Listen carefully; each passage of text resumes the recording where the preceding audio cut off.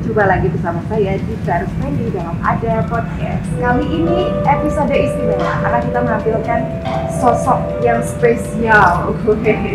Kita mau menggali sebuah profesi yang ada di dunia modern, paling banyak dicari sama industri-industri perusahaan saat ini ya, yang namanya public relation. Wah, mahasiswa yang baru lulus atau yang baru mau menentukan jurusan kuliahnya wajib banget nonton ini ya. Sebelum mulai jangan lupa di subscribe dulu kalau ada produksi official ya, dan juga di like ya videonya. Jangan lupa juga nonton sampai habis.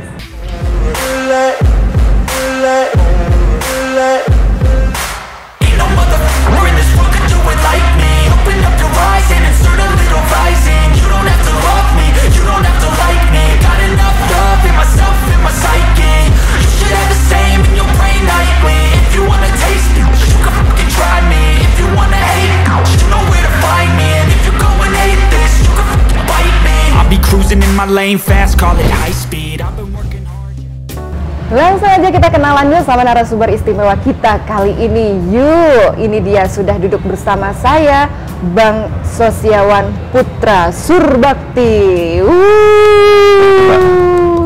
Luar biasa seger banget. Panggilnya apa ya? Putra aja, panggil Putra aja ya, Bang Putra ya. Luar biasa sehat banget. Apa rahasianya seger banget nih, Bang? Ya, ketemu banyak orang, diskusi, ya ketemu Mbak Dita, Mas Ajis, dan teman-teman ada production. Luar biasa. Rajin olahraga dan segala macam. Olahraganya apa, Bang? Biasanya jogging sih. Oh. Biasa kalau pulang kerja, jogging ke GBK, itu kan masih sempet tuh, 1 jam atau 30 menit, oke sih. Harus ya menyempatkan harus ya. menyempatkan diri, paling nggak seminggu 3 kali lah. Oh, luar biasa. Traveling juga ya, saya lihat suka main-main nih ke sana kemari. Iya, suka traveling. Sebenarnya kalau daerah yang paling disukai itu Bali sih. Jadi Bali itu nggak cuma pantai, tapi kayak lautnya oke, pegunungan juga oke. Terakhir kali sih diving sih. Wow. Apa yang dicari ketika menyelam tuh? Sebenarnya kalau diving itu baru pertama kali sih. Dan emang kurang mahir untuk berenang ya. Cuma kan emang suka tantangan nih. Dan lihat postingan-postingan, wah bagus banget nih kayaknya bawahnya. Cuma kan ada proses yang harus kita hadapi kan. Jadi emang begitu di bawah emang kuping sakit dan segala macam, tapi hasilnya luar biasa sih. Luar biasa. Naik turun gunung. Bener. Ke bawah aja menyelam lagi. Gitu lah, Mbak. Ya, yang bikin tubuh tetap bugar ya. Benar. Dan Bang Putra tahu apa yang bikin saya suka sama Bang Putra? Apa tuh? Ini adalah Bang Putra ini sosok yang tangguh, pekerja keras. Aduh, saya jadi grogi nih, Mbak. Ramah sekali. Ini kalau lihat kalau wawancara di TV nasional ya, ada event apa, Bang Putra nih yang ngomong. Aduh, ada maunya nih kayaknya, Mbak. Nanti kita ngopi ya, Mbak. Thank you. Jadi kalau ada event apapun pasti yang keluar nih Bang Putra ya. Pakar ahli komunikasi. Karena emang suka sih dipanggil untuk sharing lah istilahnya ya. Suka berbagi ilmu. Ya? Suka ngomong. Suka ngomongin orang tapi jangan ya. Enggak dong. Yang bermanfaat lah. Oke. Sekarang ini kita mau ngomongin yang namanya ilmu public relation ya. Mungkin banyak sekali sobat ada podcast yang saat ini mungkin masih bingung menentukan jurusan kuliah atau sudah terlanjur kecemplung ke dunia komunikasi tapi masih belum kuat hati untuk menentukan bidang konsentrasi ya kalau dibilang ya. Konsentrasi public relation. Yeah. Jadi sebenarnya PR itu apa sih, Bang? Sebuah nama istilah yang merujuk kepada apa? Coba. Oke, mungkin aku cerita sedikit sejarahnya dulu ya. Jadi awalnya kan emang saya tuh SMA IPA nih, tapi pas di SMA emang aktif berorganisasi, OSIS dan segala macem. Biasanya kalau anak IPA pendiam ya? Nah, cuma emang karena suka ketemu orang nih. Dulu IPA emang pengennya jadi dokter. Tapi ketika ada kesempatan untuk ngambil komunikasi dan diberi kesempatan oleh orang tua, makanya diambil. Nah, makanya pada saat itu langsung pilih komunikasi ke Jogja, kuliahnya pada Jogja. Oke. Ya kurang lebih 4 tahun lah. 4 tahun ngambil komunikasi. Jurusan komunikasi ya? Sebenarnya kan kalau di awal bisa dibilang berbeda sih apa yang kita bayangkan tentang komunikasi di Jogja, dengan Universitas Atmajaya Yogyakarta. Wah, mau sapa-sapa dulu alumninya. Halo teman-teman Atmajaya Yogyakarta. Wah, luar biasa. Ada alumni terbaik nih di sini. Wow. Salah satu kali ya. Dengan IPK. Waduh, IPK 3,4. Nggak salah nih kita ngobrol sekarang ya. Gimana terus waktu itu pas masuk kuliah kan orang mungkin nganggapnya komunikasi ngomong doang dan segala macam. Padahal ternyata banyak hal-hal lain yang bisa dipelajari sih. Karena misalnya apa? Misalnya nih kita belajar humas korporat. Jadi emang ditugaskan untuk mencari klien, membantu kliennya untuk buat program nih, membantu mereka. Tapi sebelum membuat program itu tahu dulu nih kira-kira yang dibutuhkan mereka itu apa, gitu. Berarti bedanya dengan marketing apa sih? Ada bedanya sih, maksudnya kalau untuk komunikasi emang banyak dibagi-bagi sih. Kayak ada government relation, corporate communication, marketing communication. Nah, ketika saya lulus, emang saya ditempatkan sebagai PR yang spesifik corporate communication. Nah, bedanya itu kita lebih ke nge-branding perusahaan, menjaga image perusahaan gitu.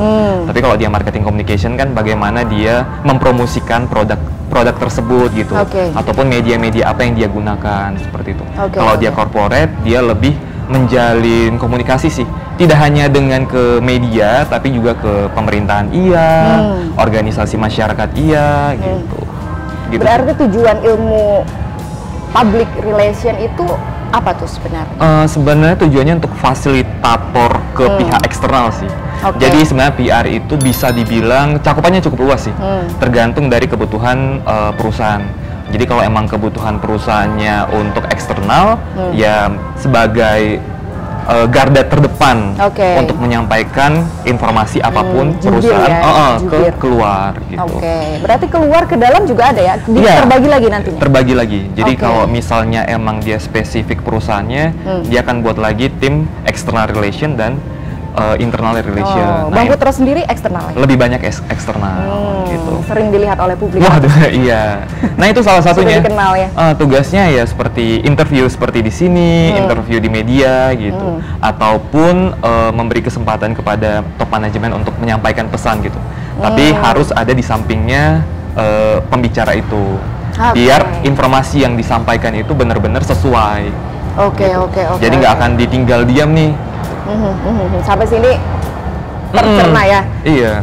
Sobat Ada Podcast, jangan lupa di like dulu dong sebelum lanjutin ya, dan juga di subscribe channel Ada Production officialnya dan tonton sampai habis. Nanti Bang Putra masih akan memberikan ilmunya ya, sharing ilmunya mengenai public relation. Kalau zaman dulu itu lebih dikenal dengan humas ya? Iya, humas. Jadi kalau misalnya di pemerintahan nih, kan biasa mereka sebutnya humas ya, humas juru bicara. Tapi kalau misalnya dia di perusahaan, macam-macam sih namanya. Ada sebagai marketing communication, corporate communication. Sebutan saja kah? Sebutan aja. Fungsinya berbeda? Fungsinya juga beda-beda sih sebenarnya.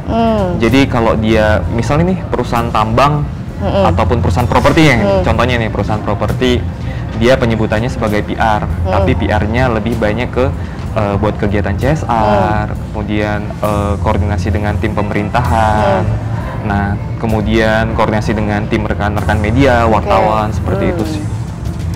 Nah kalau di hotel juga beda lagi sih seharusnya ya.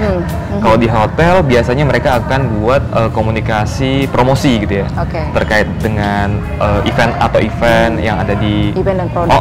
Benar. Ya. Berarti tergantung masing-masing perusahaannya ya. Benar. Hotel, properti, pertambangan. Sekarang aktif di bidang? Sekarang tetap di PR tapi perusahaannya elektronik. Kan sebelumnya di properti ya. Bisa dong nanti kerjasama gitu ya. di sini dong ya. Bisa banget. Bisa. Nanti tinggal ditunggu aja nih proposalnya. Kenapa pindah Bang? Kemarin dari properti kemudian ke sebenarnya pindah karena emang pengen cari sesuatu yang baru ya. Kan emang anaknya suka tantangan ya. Suka tantangan, mencari sesuatu yang baru yang lebih berbeda dari yang sebelumnya, walaupun sebenarnya pekerjaannya sama gitu sih. Karena kan kalau saya sih lihatnya jangka panjang ya. Jadi kalau misalnya bagus juga sih, misalnya emang fokus di bidang itu terus, misalnya udah di properti, seterusnya gitu. Nah kalau saya pengennya kayak nyoba perusahaan lain nih. Sebelumnya udah properti, sekarang elektronik, besoknya perminyakan, pertambangan, atau pemerintahan. Siapa yang tahu ya? Ya bener banget. gajinya siapa yang Iya, gajinya juga siapa yang tahu ya. itu yang dicari ya. Luar biasa. Buat biaya hidup kan ya. Nah, kita kerja buat apa sih ya? Bener. Bener banget. Kan semuanya serba naik ya sekarang ya. Luar biasa, luar biasa. Bang Putra, berarti dari waktu lulus kemarin kuliah ya, kemudian tetap fokus di situ nih. Baru pertama lulus langsung masuk ke dunia ini apa? Sempat, saya dengar juga punya ini ya, bisnis kopi ya? Iya. Gimana? Jadi sebenarnya pas kuliah nih, lagi skripsi, terus mikir kayaknya kalau cuma ngerjain skripsi aja bosan banget. Jadi makanya coba nih jadi barista. Wah, nah, pada saat itu nyoba wawancara dan keterima di salah satu coffee shop besar lah. Nah, luar biasa. Yang ada di sebelah hotel ini, nama coffee shopnya. Oke. Terus dari situ dapat pelajaran, dapat ilmu lah tentang kopi. Nah, setelah itu sambil kerja, sambil mikirin bisnis juga nih. Mikirin bisnis juga. Ada yang jadinya ya. Tapi memang begitu sih ya. Kita kalau punya ada pengetahuan tertentu, ini harus punya visi ke depan gitu ya. Benar banget. Kita bisa gunakan ilmu di situ untuk di luar gitu. Apalagi kan kerjaannya saya ini kan ketemu banyak orang nih. Sekalian ngomongin kerjaan mungkin bisa sambil sharing nih tentang produk yang dikeluarkan seperti itu. Pantesan di awal tadi kita ngobrol sambil ngopi yuk. Emang pintar bikin kopi ternyata ya. Sedikit lah. Oke, jadi waktu itu terus buka bisnis. Buka bisnis kopi, emang kopinya itu langsung dari orang tua.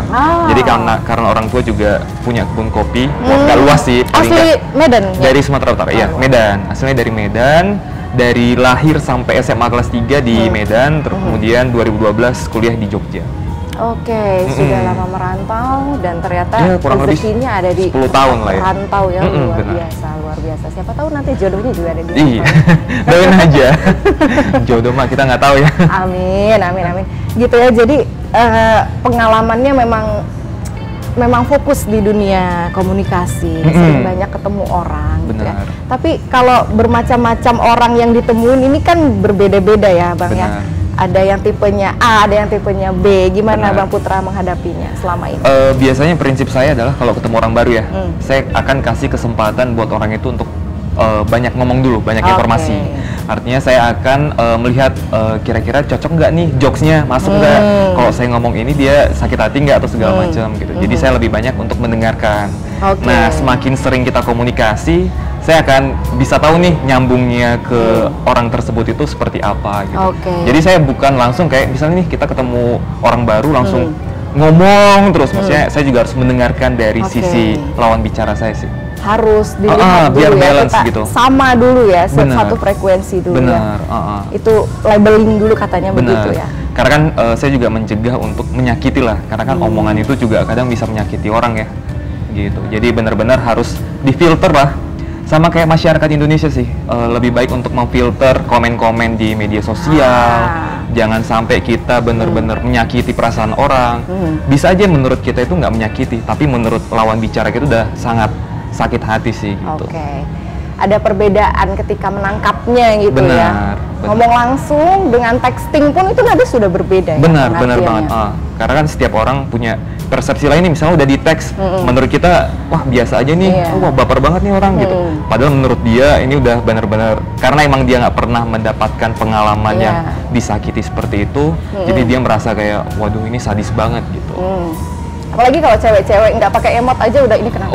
Iya bener banget ya. Apalagi sama pasangan kali, sama pasangan. Singkat-singkat ntar dibilang cuek lagi. Panjang-panjang nanti malah apaan sih ini berisik banget gitu. Jadi harus dilihat dulu ya. Benar. Harus satu frekuensi dulu dengan lawan bicaranya. Benar. Ada yang bilang juga Bang Putra kalau kita ngomong ini sangat ditentukan dengan 1-3 menit pertama katanya gitu ya. Iya benar. Setuju nggak sih gimana itu? Yang sebenarnya saya setuju juga sih.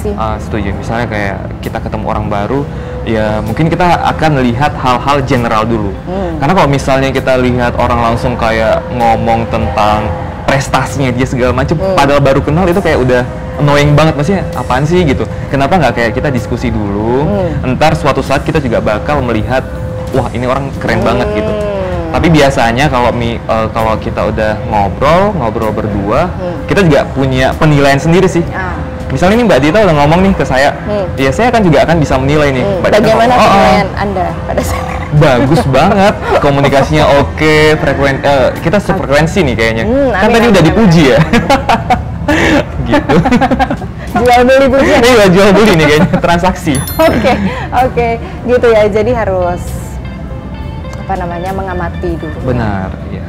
Ya itu tipsnya sih kalau misalnya mau ketemu orang baru ya.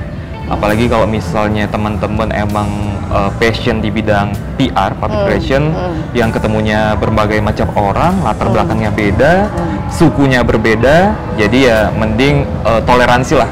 Jadi toleransi itu sangat penting sih.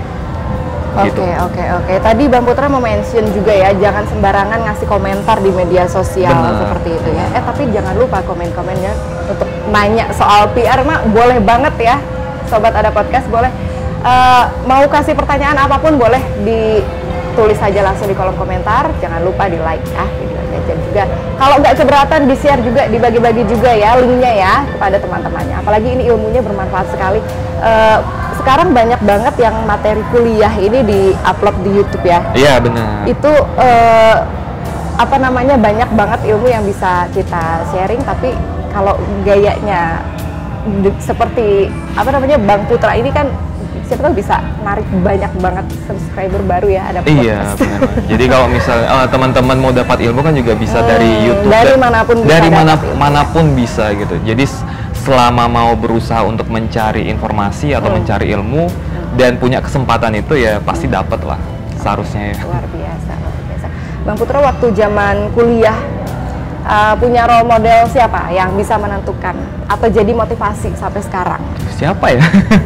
Dulu emang sangat interest sama Menteri Luar Negeri, Pak Marty Natalegawa. Jadi pas SMA emang kepengen jadi duta besar. Jadi saya emang suka untuk diplomatis, persuasif, negosiasi.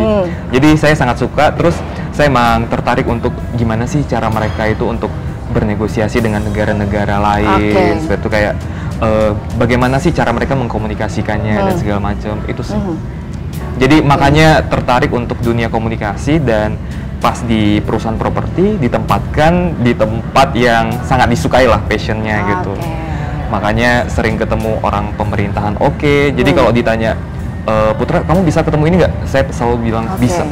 Jadi saya nggak takut ditempatkan dimanapun gitu. Berarti menurut Bang Putra itu komunikasi itu aspek yang paling penting. Iya, sangat penting sih, baik di dunia kita pekerjaan ya. Di dunia pekerjaan iya, secara pribadi juga ya. Karena kalau misalnya secara pribadi bisa membangun personal branding juga sih, secara kita personal ya. Jadi bagaimana ketika kita udah komunikasi dengan ABCDE, terus kalau misalnya menurut mereka bagus, bisa jadi kan mereka merekomendasikan kita nih, gitu. Oh ini Bang Putra udah terbiasa nih seperti ini gitu. Mau jualan pun kalau nggak bisa komunikasi juga nggak laku gitu ya. Benar. Karena meyakini orang itu juga cukup sulit sih, punya tantangan sendiri lah ya. Bener banget. Mau sepinter apapun, sebanyak apapun isi kepala nih, kalau kurang pandai mengkomunikasikannya susah juga ya. Bener. Yang penting kita ketika berkomunikasi punya etika juga sih. Gitu. Apa aja Bang Putra yang harus dicatat nih? Iya, seperti kayak jangan terlalu memaksa, terus banyak mendengarkan, itu juga bagian dari etika. Jadi kalau misalnya kita nggak sesuai nih pendapat yang kita sampaikan, jangan langsung memaksakan persepsinya kita ke orang tersebut gitu. Kalau emang ternyata orang itu punya persepsi lain, kita harus menerima gitu. Itulah namanya nanti kita bisa kolaborasi. Dari situ kolaborasi, nggak perlu berdebat kan, ataupun merasa wah ini nggak bisa nih gitu. Siapa tahu bisa di matchkan gitu. Seperti itu sih. Jadi intinya harus berkomunikasi dengan bahasa audiensnya gitu. Benar banget. Kita harus lihat dulu nih lawan bicara kita siapa gitu ya. Benar. Salah nanti nggak bisa diterima gitu. Iya benar. Misalnya nih kayak saya ini udah jadi PR, jadi saya akan mengkomunikasikan ke rekan-rekan media apa aja yang ingin disampaikan oleh manajemen seperti itu. Jadi biasanya sih saya akan menyampaikan dari saran-saran yang saya berikan. Tapi kalau misalnya manajemen nggak setuju, kita lebih banyak diskusi. Karena kan kalau misalnya kita sampaikan keluar, kita harus melihat dampaknya apa nih kalau misalnya kita bilang A gitu. Kalau misalnya kita bilang B, akan terjadi seperti apa gitu. Gitu. Jadi kalau misalnya kita menyampaikan komunikasi keluar itu ya tentu harus ada diskusi sih dengan manajemen gitu ya. Jadi dari situ akan tahu nih, oke, lebih baik kita mengkomunikasikan seperti apa. Jadi nggak sembarangan, wah jadi PR langsung ngomong aja. Semua yang disampaikan oleh PR itu pasti udah persetujuan dari atasan. Idealnya sih seperti itu. Kita sambil minum dulu yuk, Bang Putra. Wih, kita sedang menikmati santai di Harper Lipo Cikarang. Mudah-mudahan sampai ya, energi positifnya ini luar biasa. Vibes-nya beda banget ya, Mbak ya? Beda banget. Kayaknya salah satu hotel terbaik deh di Cikarang ya. Jadi emang modern banget. Begitu masuk tadi ke lobi, langsung kayak suasananya kayak bukan di Cikarang gitu. Ini gaya ngomongnya PR ya begini ya. Tapi emang bener kan, Mbak? Faktanya kan emang kayak luar biasa, bener banget. Ini hotel yang kalau menurut aku homey banget. Bener. Ya bisa direkomendasikan lah kalau misalnya teman-teman bertugas ke daerah Cikarang, ya bisa jadi salah satu referensi ya. Nyaman banget.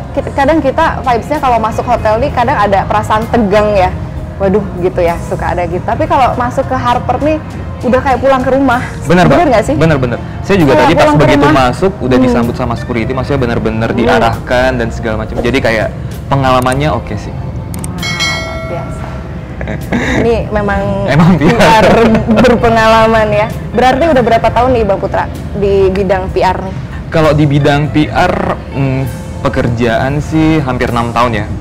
Tapi kalau misalnya dihitung dunia komunikasi 2012 berarti 10 tahun. Wah. Bidang komunikasi. Jadi kuliahnya 4 tahun, kerjanya kurang lebih 6 tahun. Mantap gitu. banget, mantap banget. Belum bisa lepas kayaknya dari bidang ini. Apa gitu sih yang membuat begitu cinta sama pekerjaannya? Sebenarnya kalau cinta kita bisa bilang kita itu bisa dapetin passion itu ketika kita udah mengalami banyak hal. Jadi teman-teman nggak bisa menilai cita-cita saya jadi PR, enggak. Saya nggak pernah langsung berpikiran menjadi seorang PR gitu. Saya punya plan untuk menjadi duta besar, jadi dokter dan segala macam. Terus kemudian saya masuk nih ke dunia komunikasi. Pas masuk dunia komunikasi semakin dapat gambaran nih tentang PR. Jadi makanya kayak wah kayaknya emang enak nih. Enaknya dulu sih dilihat, tapi ketika dijalani banyak tantangan sih. Dari tantangan itu sih baru dapat wah ini kayaknya emang passionnya di bidang ini gitu. Tantangan terbesar selama menjalani karir apa? Tantangan yang bikin sempat merasa down bahkan.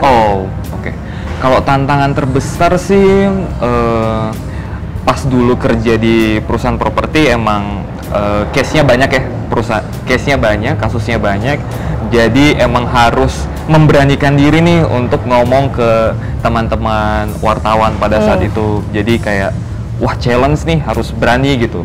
Berani ngomong, berani bener-bener mengkonfirmasi, berani merangkul senior karena kan bisa dibilang saya baru lulus, tiba-tiba langsung dicemplungin untuk berhadapan sama wartawan-wartawan senior pada saat itu.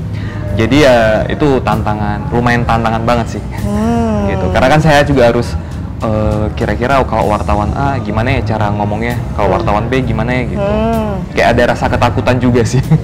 Tapi setelah berjalannya waktu kayak oh gini nih ternyata gitu. Triknya apa sih? Triknya ya kayak saya bilang di awal sih. Jadi kalau kita misalnya komunikasi dengan orang baru, saya akan memberikan kesempatan orang tersebut untuk banyak ngomong gitu ya, banyak ngasih informasi. Nah setelah itu saya baru bisa memfilter apa yang bisa saya sampaikan, apa yang nggak bisa saya sampaikan. Karena prinsipnya kalau misalnya jadi PR itu jangan sembarangan apapun informasi dari perusahaan disampaikan ke luar gitu. Harus bisa seminimal memfilter sih. Informasi apa yang mau disampaikan gitu. Menjaga citra perusahaan itu nomor 1. Bener. Kalau misalnya informasinya udah diketahui banyak orang ya nggak apa-apa, disilahkan. Tapi kalau ada informasi baru, balik lagi. Itu mungkin harus diskusi lagi ke internal perusahaan. Gitu. Mungkin ada yang sering ditanyain sama teman-teman nih. Jadi PR itu apa harus good looking nggak ya? Gimana nih ini kayaknya dunia ini sungguh tidak adil katanya. Harus apa? Good looking. Sebenarnya menurut saya kalau good looking sih enggak, cuma bisa menempatkan diri dari segi penampilan ya Mbak. Contohnya ketika dia harus berhubungan dengan pemerintahan, harus stylenya sesuai dengan orang pemerintahan. Ketika dia melakukan CSR nih ke desa-desa, mereka harus berpakaian apa adanya aja, jangan terlalu ngejreng ataupun terlalu mencolok seperti itu. Gitu. Sebenarnya selama dia bisa menempatkan diri, pakaian apapun bisa sih Mbak gitu. Karena good looking sih ini ya persepsi orang ya. Beda-beda ya, sangat subjektif sekali dan itu benar-benar bisa diubah sekali benar. penampilan itu. Kemudian ini Bang Putra, apa namanya komunikasi itu saya lihatnya kalau dari penjelasan Bang Putra ini seperti sebuah apa ya, pemberian ya, bakat gitu, bakat pemberian talenta gitu ya. Talenta ya. Bagaimana dengan mungkin teman-teman ada yang tertarik di dunia PR tapi masih belum terbiasa untuk berbicara misalnya, ataupun memang orangnya pendiam atau bahkan ada yang introvert gitu ya. Bisa nggak sih sebenarnya? Bisa banget. Jadi bisa dibilang setiap orang itu punya prosesnya masing-masing ya. Jadi kalau teman-teman di sini lihat saya berbicara di sini, itu hasil dari proses yang dulu-dulu. Karena ketika saya udah ngomong di sini sama yang dulu itu berbeda. Jadi saya juga dulu pasti ada groginya, saya punya nervous dan segala macam. Selama kita mau berusaha dan belajar, itu pasti bisa.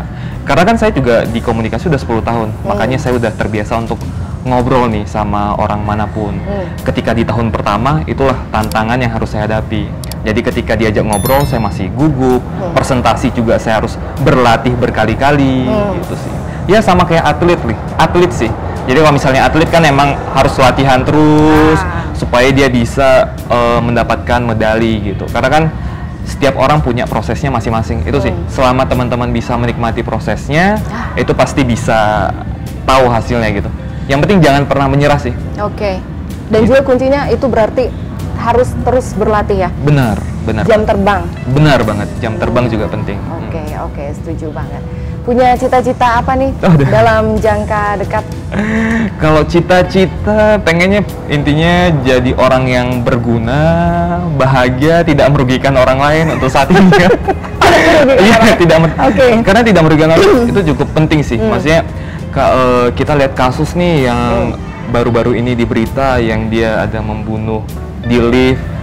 Nah, maksudnya kalau misalnya teman-teman di sini punya masalah apa segala macem, yang penting pendam sendiri aja, jangan sampai merugikan orang lain, intinya gitu sih. Jangan merugikan orang itu yang. Karena kan kita juga lihat kasus yang di Cimahi, yang ada anak SD tiba-tiba ditusuk karena emang mau diambil HP-nya. Benar-benar ini ujian bangsa Indonesia ini benar-benar lagi teruji banget ya. Masalah apapun bisa dikomunikasikan nggak sih? Benar. Kalau misalnya teman-teman di sini tipe yang nggak bisa mengungkapkan, mungkin bisa menenangkan diri dulu sih. Kalau caranya ya mungkin tenangkan diri sendiri, terus kalau emang ada kesempatan untuk menyampaikan hal itu ya disampaikan. Tapi kalau emang nggak bisa-bisa, ya mungkin ke psikolog kali ya. Iya. Itu udah jadi apa ya, bukan hal yang tabu lagi meminta bantuan ahli di zaman sekarang ini. Saya sangat setuju. Di dunia yang udah benar-benar sudah tidak aman untuk orang-orang baik gitu ya. Benar, apalagi kita juga bisa melihat masyarakat kita yang kadang nggak memfilter nih omongan-omongan ke orang lain gitu. Siapa tahu kan ternyata dia emang sakit hati. Karena kita juga harus belajar nih untuk melihat latar belakang, karena setiap orang punya latar belakang yang beda-beda ya. Jadi selama kita udah tahu, jadi kita tahu nih harus menahan diri untuk tidak membuat orang itu sakit hati gitu. Luar biasa nih ya sosok yang benar-benar bisa jadi teladan. Bang Putra ini udah biasa banget menghadapi media ya. Tapi pernah nggak ada pengalaman yang benar-benar ada pertanyaan dari wartawan kemudian yang susah untuk dijawab, bagaimana triknya itu? Waduh, sulit juga nih. Biasanya kalau teman-teman wartawan ingin bertanya hal-hal yang sangat detail, itu saya akan tanyakan dulu nih, boleh nggak Mas, Mbak, di list dulu pertanyaan-pertanyaannya. Karena sekali lagi, ketika saya ingin menyampaikan informasi tersebut keluar, saya harus minta approval nih ke bagian CEO atau presiden direktur. Karena kan mewakili perusahaan, bukan bicara sebagai individu. Benar. Selama nanti bagian CEO atau presidennya tidak setuju atau menahan dulu, ya saya tidak akan sampaikan. Tapi saya akan beri kesempatan orang tersebut untuk, Mas mungkin bisa wawancaranya kita reschedule seperti itu, gitu sih.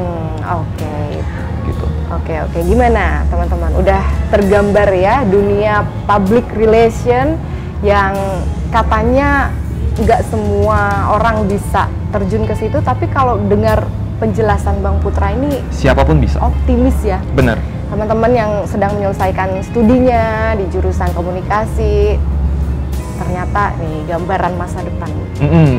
Jadi ada satu hal yang mungkin teman-teman kalau misalnya lulusan komunikasi ya. Jadi kan saya bilang untuk jadi seorang PR itu siapa aja bisa. Dan ternyata di lapangan jurusan manapun itu bisa menjadi seorang PR. Nah, gitu ya? Bener. Jadi tantangannya adalah buat kamu yang anak jurusan komunikasi, kalau kamu udah tahu tantangan kamu banyak, kompetitor kamu itu banyak, kamu harus buat diri kamu berbeda dari yang lain. Gitu. Jadi itu adalah hal nilai plus sih, nilai plus. Kan saya juga dari lulusan perguruan tinggi swasta nih, dari perguruan tinggi swasta. Terus saya mikir dong, wah anak komunikasi dari Universitas Indonesia, Universitas Pajajaran, dari manapun universitas negeri yang top-top itu menjadi kompetitor saya nih ketika saya nanti harus mencari kerja. Jadi ada hal-hal yang harus kita buat unik gitulah. Unik dari diri kita untuk kita sampaikan lah atau kita jual ke tim perusahaan tersebut. Gitu. Kalau Bang Putra uniknya apa? Jadi karena kemarin pas lulus kuliah, selain saya juga jadi barista, jadi yang saya jual adalah saya kerja full time di salah satu coffee shop di Yogyakarta. Jadi artinya saya udah siap mental untuk berhubungan dengan banyak orang. Saya bisa mengikuti prosedur ataupun peraturan dari perusahaan. Jadi bukan hal-hal tentang komunikasi ataupun PR yang saya dapatkan di coffee shop tersebut, tapi bagaimana ketika kesiapan saya untuk menjadi seorang pekerja seperti itu. Oke, udah terbiasa dengan jam kerja. Benar. Terbiasa mengamati perilaku orang mungkin ya sambil membuat sambil ada orang kaya baru, ada orang kaya lama, ada yang dia langsung marah-marah, iya. Itu saya amatin semua sih. Gitu. Oke, itu yang jadi modal ya. Bener.